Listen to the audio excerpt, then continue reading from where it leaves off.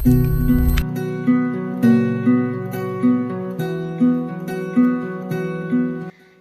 selamat pagi anak-anak semua. Gimana nih kabarnya hari ini? Tidak terasa ya, sekarang kita berada di hari Senin lagi. Nah, gimana nih? Semuanya tetap semangat dan antusias? Ya, puji syukur kalau seandainya kita masih tetap antusias dan semangat walaupun belajar di rumah. Oke, pada pagi hari ini Ibu akan membawakan devosi bagi kita semua. Yuk semuanya, tutup mata, lipat tangan, tundukkan kepala. Ibu akan pimpin kita semua di dalam doa. Mari kita berdoa. Tuhan, kami sungguh mengucap syukur untuk setiap penyertaan Tuhan dalam kehidupan kami.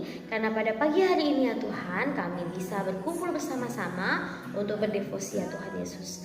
Terima kasih ya Tuhan untuk kesehatan yang masih Engkau berikan kepada kami. Berkati guru kami, berkati orang tua kami, berkati juga kami. Dalam nama-Mu Tuhan Yesus, kami siap untuk berdevosi. Haleluya, amin. Oke, devosi pada pagi hari ini diberi judul Allah menepati janjinya dengan caranya. Diambil dari Kejadian 21 ayat 1 sampai 7. Untuk kakak-kakak yang kelas 2, yuk Ibu mau kakak-kakak yang kelas 2 ini buka Alkitabnya masing-masing. Kejadian 21 ayat 1 sampai 7. Ibu akan bacakan bagi kita semua. Untuk anak-anak dari TKA sampai kelas 1, ya bagi kelas 1 yang sudah bisa baca juga bisa buka Alkitabnya. Yuk, semuanya dengarkan Ibu ya. Judul perikop Kejadian 21 ayat 1 sampai 7 yaitu Ishak lahir. Tuhan memperhatikan Sarah seperti yang difirmankannya dan Tuhan melakukan kepada Sarah seperti yang dijanjikannya. Maka mengandunglah Sarah, lalu ia melahirkan seorang anak laki-laki bagi Abraham dalam masa tuanya, pada waktu yang telah ditetapkan sesuai dengan firman Allah kepadanya. Abraham menamai anaknya yang baru lahir itu Ishak, yang dilahirkan Sarah baginya. Kemudian Abraham menyunat Ishak, anaknya itu, ketika berumur 8 hari, seperti yang diperintahkan Allah kepadanya. Adapun Abraham berumur 100 tahun ketika Ishak anaknya lahir baginya. Berkatalah Sarah, Allah telah membuat aku tertawa. Setiap orang yang mendengarnya akan tertawa karena aku.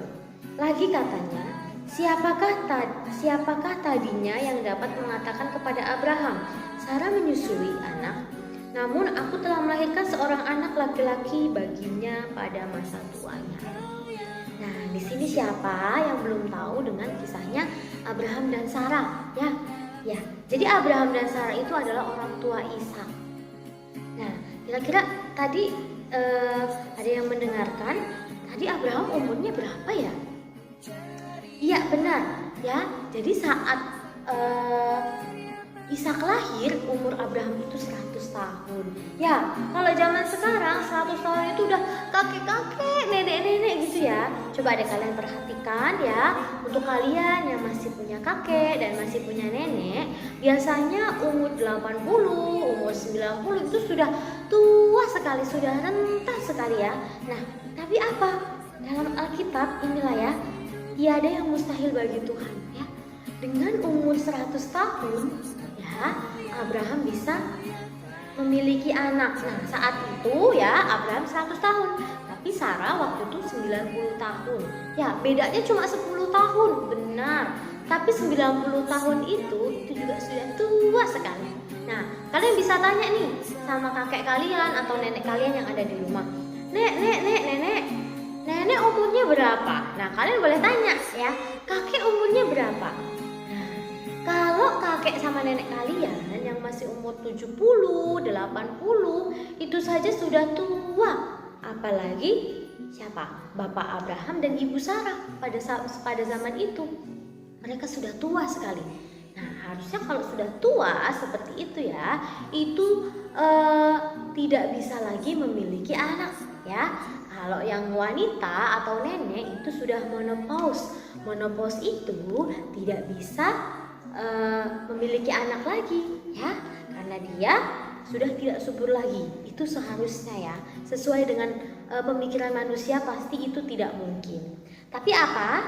Di sini benar-benar dituliskan dalam Alkitab bahwa Abraham dan Sarah itu memiliki anak di umur yang segitu anak-anak. Wah, luar biasa ya Tuhan kita ya. Nah, ketika membaca bagaimana Allah menggenapi janjinya, maka kita akan amat terheran-heran. Nah, pasti terheran-heran ya. Nenek-nenek tua umur 90 tahun tapi punya anak. Anaknya bayi baru digendong. Kakek-kakek umur 100 tahun punya anak. Nah, itu sangat heran ya. Kita pasti, jika kita hidup di zaman itu, kita pasti terheran-heran. Nah, bayangkan Abraham berumur 100 tahun dan Sarah berumur 90 tahun ketika Ishak dilahirkan. Mereka adalah sepasang suami istri yang sudah tua dan secara biologis harusnya Sarah sudah tidak bisa mengandung dan melahirkan anak. Namun Allah menggenapi janjinya ya. Janjinya. Nah, Tuhan, Bu, kok bisa Allah menggenapi janjinya? Iya. Jadi Abraham dan Sarah itu tidak henti-hentinya berdoa kepada Tuhan. Supaya apa? Supaya dianugerahkan seorang anak. Nah, tapi sampai selama itu Abraham dan Sarah tidak mendapatkan anak juga. Dan ketika sudah umur 100 tahun, seharusnya udah nggak ada lagi harapan untuk punya anak. Tapi Tuhan apa? Tuhan memberikan harapan itu. Dan Tuhan benar-benar memberikan anak itu bagi Sarah dan juga Abraham. Jadi itulah anak-anak, Tuhan itu benar-benar menepati janjinya dengan caranya ya. Mungkin orang-orang akan melihat mustahil sekali Bu kalau Abraham dan juga Sarah itu punya anak di usia tua. Tapi apa? Tuhan sendiri yang sudah menggenapi janjinya dengan caranya sendiri ya. Allah sanggup membuat kehidupan dari keadaan yang sudah mati. Maksudnya adalah Sarah yang tidak mungkin lagi mengandung atau memiliki anak, ternyata Allah sanggup membuat nenek-nenek tua itu ya yang bernama Sarah itu mengandung anak dan melahirkan seorang anak itu karena kekuatan Tuhan. Ya. Jadi kita sebagai anak Tuhan ya, anak Allah yang takut akan Tuhan, kita tidak boleh hilang pengharapan ya. Kita memiliki Tuhan yang sangat luar biasa ya, yang mungkin di anggapan kita itu mustahil, tapi bagi Tuhan tidak ada yang mustahil ya. Allah mengajar Bapak iman kita untuk melihat bahwa di dalam iman kita melihat Allah menepati janjinya dengan caranya dan bukan dengan cara kita yang terbatas. Nah, di sini anak-anak maksudnya adalah kita itu harus tetap percaya kepada Tuhan ya. Karena Tuhan itu pasti akan menepati janjinya. Untuk kalian yang memiliki doa, yang Tuhan aku berharap ini, aku berharap itu ya. Kalian mohon ini, mohon itu. Nah, kita jangan pernah berhenti untuk berdoa. Karena Tuhan pasti akan menepati janjinya sesuai dengan caranya Tuhan. Nah, sekarang yang menjadi pertanyaannya adalah, apakah anak-anak benar-benar sudah percaya kepada Tuhan dan benar-benar selalu berdoa kepada Tuhan dan menunggu janji Tuhan dan menunggu Tuhan menepati janjinya kepada kita.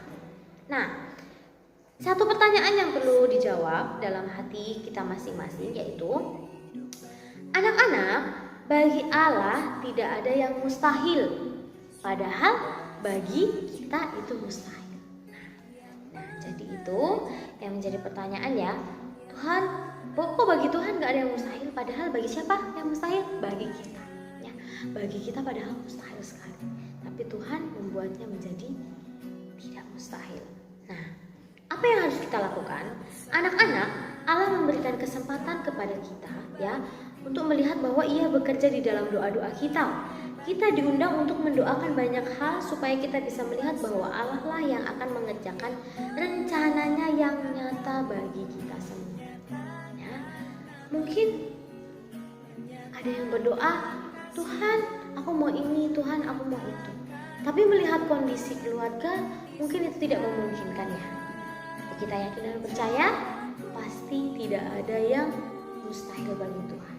Ya, Tuhan akan memberikan menepati janjinya sesuai dengan rencananya dan juga dengan caranya. Demikian devosi kita pada pagi hari ini.